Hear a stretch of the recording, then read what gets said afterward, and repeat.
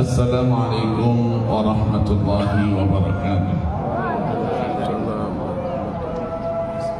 Allahu Akbar, Allahu Akbar, Allahu Akbar, Allahu Akbar, Allahu Akbar, Allahu Akbar, Allahu Akbar, Allahu Akbar, Allahu Akbar, Allahu Akbar kabira, walhamdulillahi katsira, wa subhanallahi bukratan wa asila. La ilaha illallah, wallahu akbar, Allahu akbar walillahil hamd. Alhamdulillahi wahda, sadaqa wa'da, wa nasara 'abda, wa a'azza junda, wa hazama al-ahzaba wahda. أشهد أن لا إله إلا الله وحده لا شريك له وأشهد أن سيدنا ونبينا محمدا عبده ورسوله لا نبي بعده. فيا عباد الله أوصيكم ونفسي بتقوى الله فقد فاز المتقون. Saudara-saudara kaum muslimin yang berbahagia, setelah sebulan kita melaksanakan ibadah puasa, maka sejak fajar tadi pagi kita telah berpisah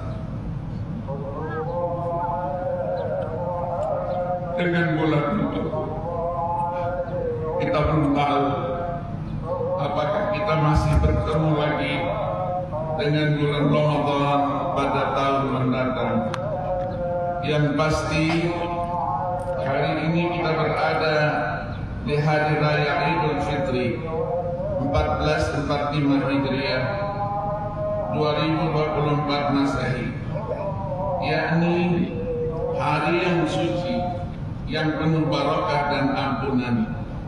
Dikatakan suci karena hari ini kita telah berada dalam suasana ampunan Allah, suci dari noda dan dosa. Kendati itu semua sangat tergantung pada tingkat keikhlasan amal perbuatan kita kepada Allah selama bulan suci Ramadan. Sebulan lamanya kaum muslimin menahan lapar dan dahaga, bukan karena sebab ketiadaan makanan dan minuman, akan tetapi memenuhi perintah Allah Subhanahu wa Ta'ala. Melalui ibadah puasa, kaum muslimin menjalani latihan mental untuk menguasai, mampu mengendalikan, menahan diri dari tipu daya syaitaniyah. Kita melatih diri untuk mampu meninggalkan semua hal yang dapat merusak tatanan pergaulan masyarakat harmoni, dan juga sebagai kesempatan untuk meningkatkan takwa dan tafakkur kita kepada Zat yang Maha Besar dan Maha Agung. Tegasnya, dalam bulan puasa itulah peluang yang sangat istimewa bagi kaum muslimin untuk berusaha meningkatkan dirinya menjadi insan muttaqin. Justru amat merugikan mereka yang tidak berkesempatan atau tidak menggunakan kesempatan baik itu untuk menjalankan ibadah puasa, meskipun secara fisik ia dapat melakukannya. Di hari yang suci dan fitrah ini, marilah kita saling menebar maaf, karena memberi dan meminta maaf adalah sikap yang dianjurkan oleh Allah Subhanahu wa Ta'ala. Sebab dengan begitu, sikap dendam dan rasa marah dapat dinetralisir oleh masing-masing individu.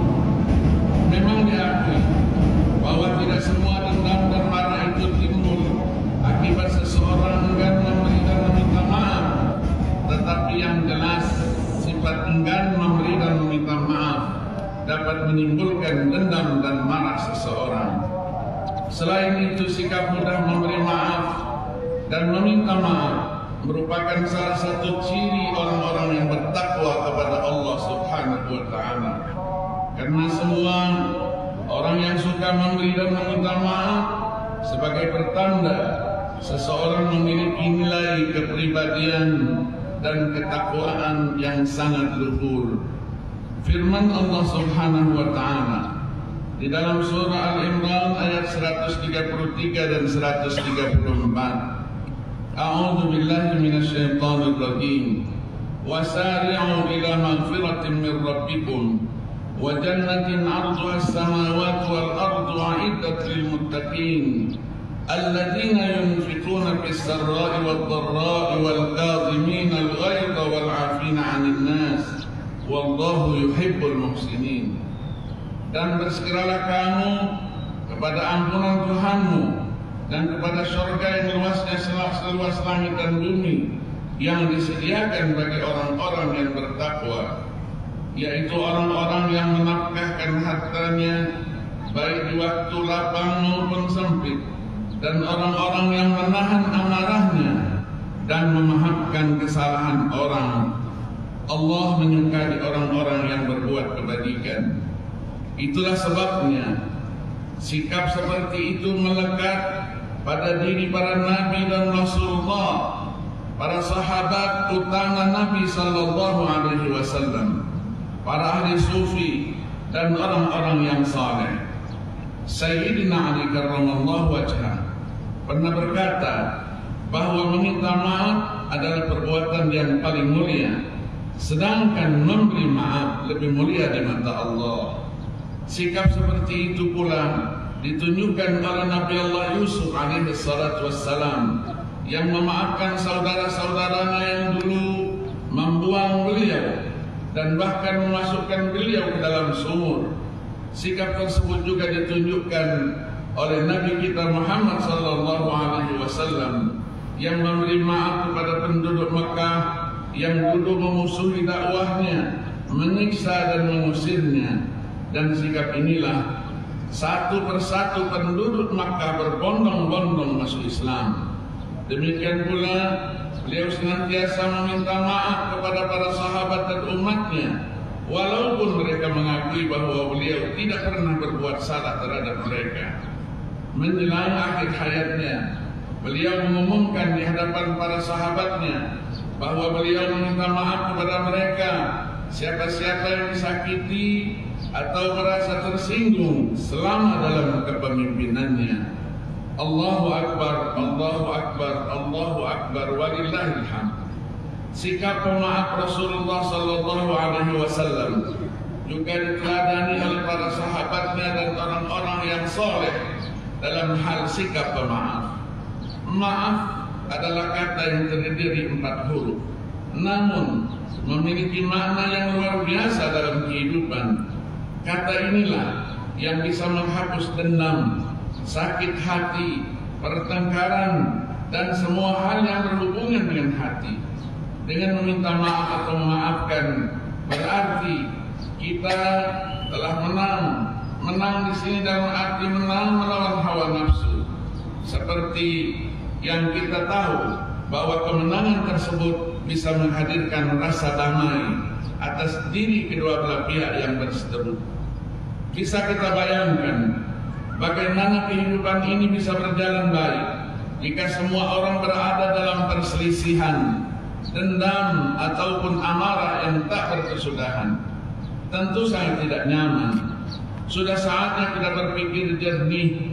Hidup ini sangatlah singkat, jadi tidak seharusnya kita mengisinya dengan dendam dan kebencian pada orang lain.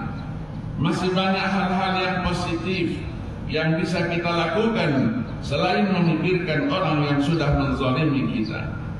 Sebagian orang mengatakan bahwa meminta maaf atau memaafkan tidak semudah membalikkan telapak tangan, karena butuh kesadaran dan keberanian yang tinggi untuk mengucapkannya. Namun kesungguhan dan ketulusan hati, insya Allah kita bisa mengucapkannya dengan mudah. Lalu bagaimana caranya agar kita bisa dengan mudah memaafkan kesalahan orang lain? Yang pertama, pikirkan orang-orang yang menzalimi kita, yang pernah menghina dan melecehkan kita, menyakiti dan bahkan menghancurkan masa depan kita. Yang kedua, tanamkan dalam hati bahwa aku sudah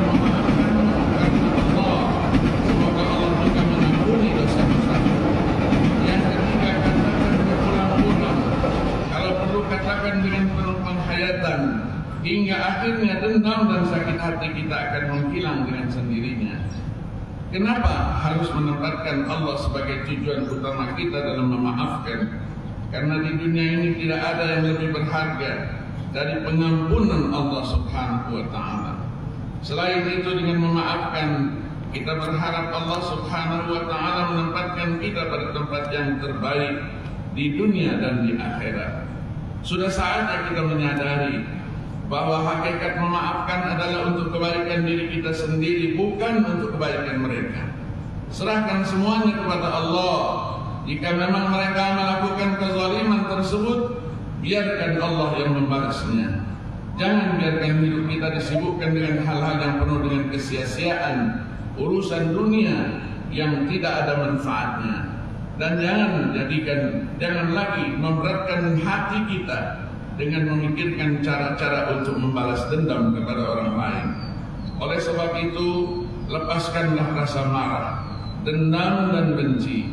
Biarkan dada kita lega dan lapang tanpa beban. Mari kita tebar sikap memaafkan dan mengutamakan kebersamaan.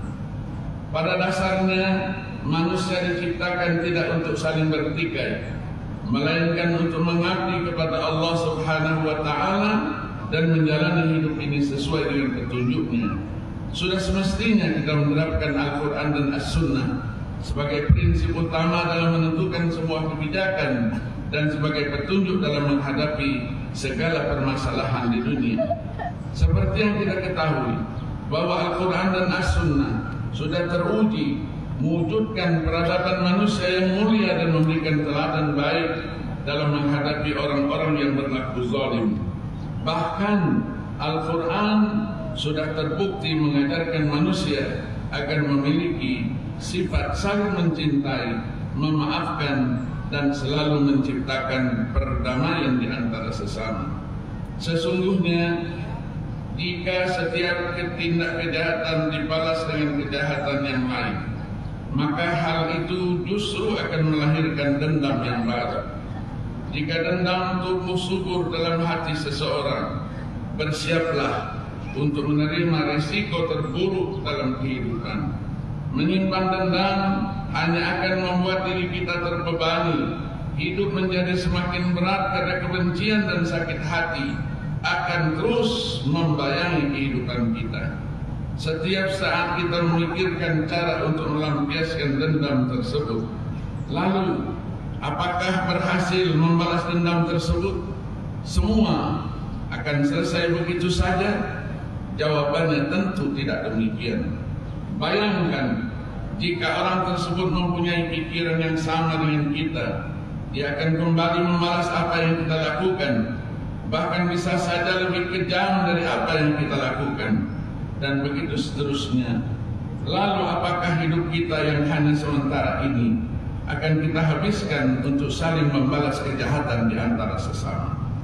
Pikirkan dengan kelembutan hati apa yang akan terjadi jika kita membalas kejahatan dengan kebaikan. Pasti dendam dan sakit hati itu akan berhenti dan bahkan menghilang dengan sendirinya. Jika kita mampu membalas kejahatan dengan kebaikan, maka sama saja kita sudah berhasil memadamkan api permusuhan dan menghapus noda dendam dalam kehidupan kita.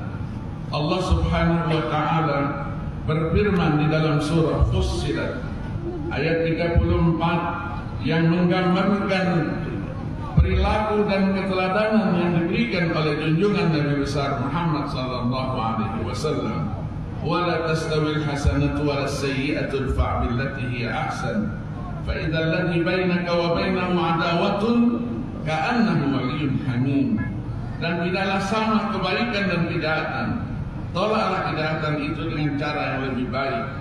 Maka tiba-tiba orang yang antaramu dan antara dia ada permusuhan, seolah-olah telah menjadi teman yang sangat setia.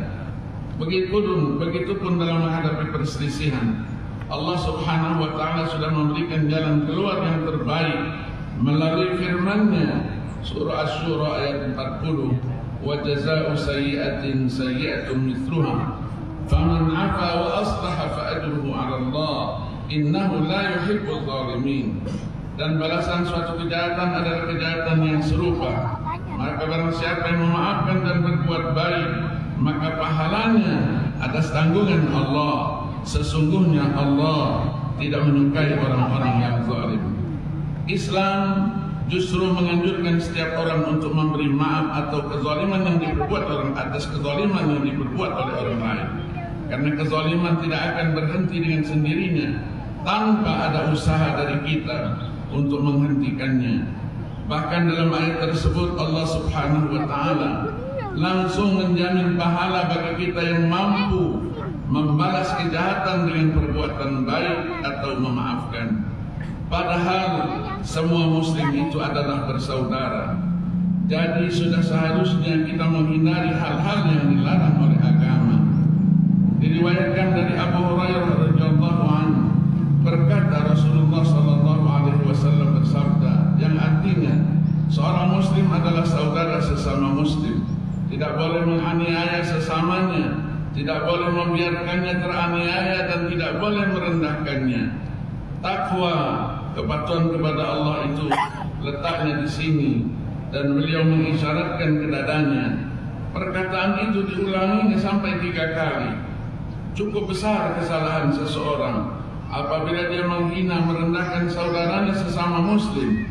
Setiap muslim terhadap sesama muslim terlarang menumpahkan darahnya, membunuh atau melukainya, merampas harta kekayaannya, merusak kehormatannya dan lain-lain dari nama baiknya. Ada kalanya meminta maaf sangat tidak mudah, karena diperlukan kesadaran dan kerendahan hati untuk menyesali kesalahannya itu sendiri. Begitupun dengan memaafkan, butuh hati yang gampang untuk bisa melupakan begitu saja kezaliman yang diterima. Namun kita harus mengutamakan keikhlasan hati, karena Allah Subhanahu wa taala di atas segalanya. Bayangkan jika Allah Subhanahu wa taala tidak mengampuni dosa-dosa yang kita lakukan, betapa tertumpuknya dosa yang sudah kita lakukan. Jadi memaafkan di sini karena kita meyakini bahwa segala sesuatu yang terjadi adalah menurut kehendak Allah Subhanahu wa taala dan berjalan sesuai dengan takdir yang sudah ditentukan olehnya. Oleh karena itu, dengan cara ikhlas dan berserah diri kepada Allah akan membebaskan kita dari belenggu amarah itu sendiri. Hakikatnya memang begitu. Memaafkan itu lahir dari hati suci yang paling mendalam. Memaafkan lahir dari ketulusan hati karena kita ingin menggapai surganya Allah Subhanahu wa taala. Selain sebagai makhluk individu, manusia ditakdirkan hidup berdampingan dengan alam semesta, khususnya dengan saudara kita yang lain. Oleh karena itu manusia disebut sebagai makhluk sosial. Keterkaitan tersebut yang menuntut manusia untuk saling berhubungan timbal balik dalam mengatur dan menjaga sosialitasnya. Dengan sikap dan perilaku yang baik, manusia akan mampu mewujudkan kehidupan sosialnya dengan baik. Namun, jika manusia mengedepankan ego dalam menghadapi setiap permasalahan, tatanan kehidupan sosial pun akan rusak. Saudara-saudara kaum muslimin yang berbahagia, tidak bisa dipungkiri bahwa sebagai manusia biasa, kita pasti pernah, bahkan sering marah. Marah sendiri bukanlah tindakan yang direncanakan. Marah merupakan reaksi spontan atas tindakan yang menyinggung perasaan kita, menjatuhkan harga diri kita. Ada beberapa hal yang dapat memicu kemarahan, seperti perasaan tertekan, terhina, frustrasi, diskriminasi, dan lain-lain sebagainya. Meskipun perilaku marah itu tidak baik, bahkan cenderung merugikan diri sendiri dan orang lain, marah adalah respon manusiawi yang tidak bisa dengan mudah begitu dihilangkan. Bahkan semua manusia pasti merasakan emosi marah. Namun sebagai manusia diberi akal yang sehat, kita harus bisa meminimalisasi kemarahan, yakni dengan cara mengendalikan emosi dan mengelola amarah. Islam mengajarkan untuk memaafkan, karena memaafkan merupakan bentuk ucapan tulus yang menenangkan. Dengan memaafkan berarti kita telah berhasil meredam amarah. Seperti yang kita tahu, meredam amarah termasuk bahagian daripada sikap kelemah lembutan hati. Sedangkan kelemah lembutan hati adalah akhlak mulia yang harus kita miliki sebagai wujud penghambaan yang baik kepada Allah Subhanahu wa Ta'ala. Mampu mengendalikan amarah dan mampu bersikap bijaksana menjadi tolak ukur keimanan kita kepadanya. Bijaksana di sini dalam artian mampu mempertimbangkan baik dan buruknya dari keputusan yang kita lakukan. Namun pada kenyataannya akhlak ini seringkali diabaikan oleh manusia. Apalagi kita emosi marah telah menguasai jiwa dan pikiran kita, sehingga setiap tindakan yang muncul selalu berakibat negatif bagi dirinya ataupun kepada orang lain. Tidak sedikit orang yang menyesali perbuatannya setelah melakukan tindakan fatal karena tidak mampu mengendalikan amarahnya. Oleh karena itu, kita harus bisa mengelola amarah sehingga menjadi energi positif dalam kehidupan kita. Saudara-saudara kaum muslimin yang berbahagia, akibat dari sikap enggan untuk memberi maaf atau meminta maaf, maka sikap sifat dendam, marah dan benci yang ada di masyarakat kita timbul. Akibat keengganan tersebut sulit untuk dihilangkan. Pada saatnya sifat tersebut merusak tali persaudaraan. Keengganan meminta maaf dan memberi maaf itu terjadi karena kita merasa ada dendam yang timbul dalam hati. Rasa dendam itu akhirnya melahirkan kemarahan seseorang, sulit untuk memberi maaf. Bahkan lebih buruk lagi jika timbul tindakan balas dendam kepada orang lain. Tindakan balas dendam ini yang akhirnya timbul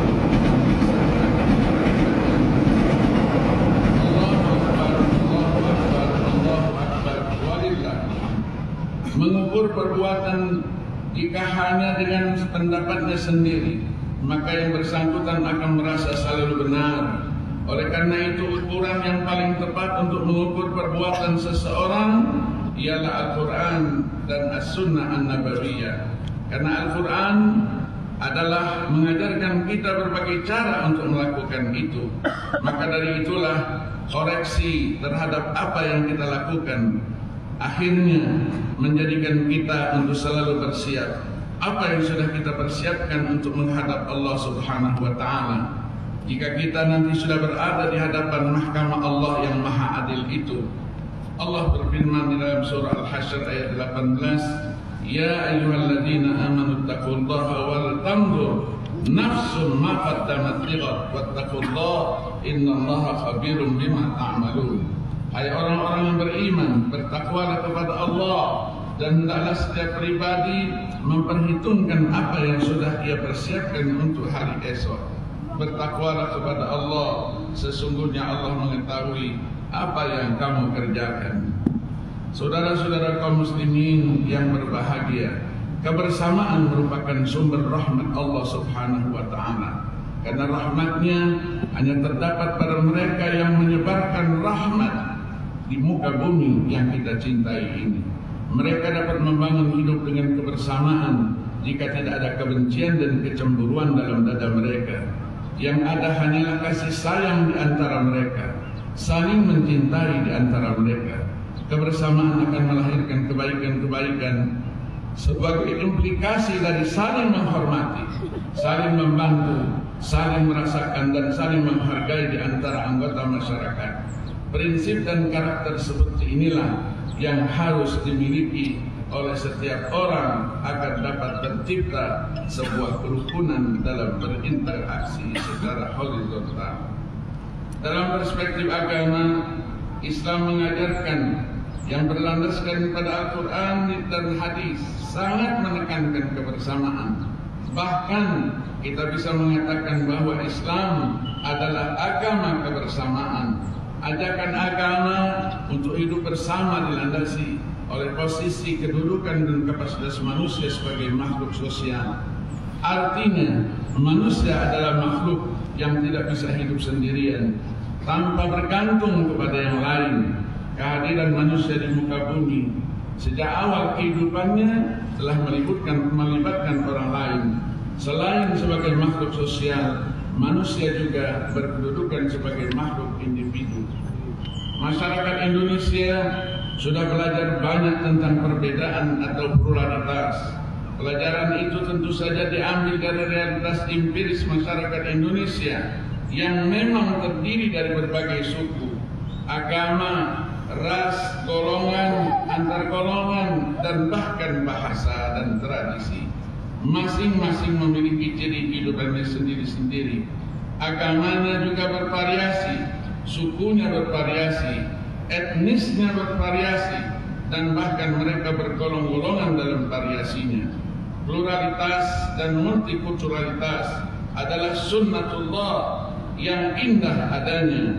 Bisa diandaikan jika kita menjadi satu masyarakat yang bercorak monokultural, maka tentunya tidak akan terdapat keindahan dan warna-warna kehidupan itu. Barakallahu li wa lakum fil Qur'anil azim wa nafa'ani wa iyyakum bima fihi minal ayati wad dzikril hakim wa nafa'ani wa iyyakum bima fihi min ayati wad dzikril hakim. Semoga Allah memaafkan kesalahan-kesalahan kita dan kita memberi kita juga semua apa yang kita lakukan dengan pahala dan ganjaran. Allahumma anta haqqu man 'ubid wa haqqu man dzukir wa ajwadu man a'ta wa akramu man su'id. فنسألك اللهم أن تيسر أمورنا وتقضي حوائجنا وتبلغ آمالنا وتصلح ظواهرنا وبواطننا وتحفظنا من كل سوء ومكروه وتصرف عنا شر المعتدين ولا تجعل مشتبها علينا فنتبع الهوى. اللهم وجهنا إلى الخير حيثما توجهنا واجعل وجهتنا إليك وكلنا عونا معينا حيثما كنا برحمتك يا أرحم الراحمين. اللهم يا سميع الدعاء إنا نسألك الفوز عند القضاء وعيش السعداء والنصر على الأعداء ونحن عبادك الضعفاء لا نعبد سواك ولا نطلب إذا مسه الضر إلا إياك. اللهم أعز الإسلام والمسلمين واخذل الكفرة واليهود والمشركين من أعداء الدين. اللهم أصلح الراعي والرعية واجعل بلدتنا هذه وسائر بلدان المسلمين رخية محمية من كل فتنة ومرض وبلية واجعلنا من سعداء الدارين في عافية وسلامة يا ذا العزة والرحمة.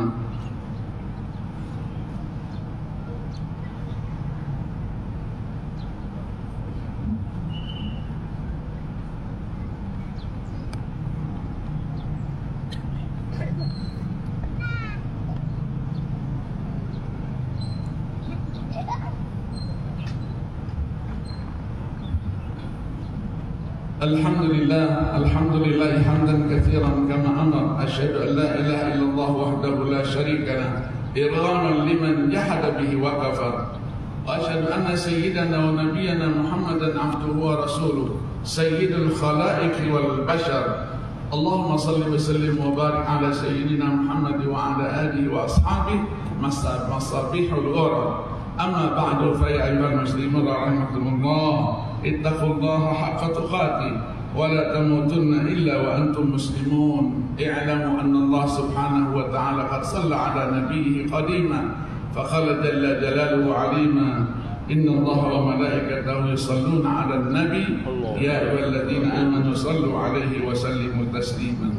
Marilah kita mengangkatkan kedua tangan kita untuk berdoa. Ya Allah, ya Tuhan kami, terimalah ibadah puasa kami, karena hanya Engkaulah yang berhak menerima dan memberikan ganjaran pahala.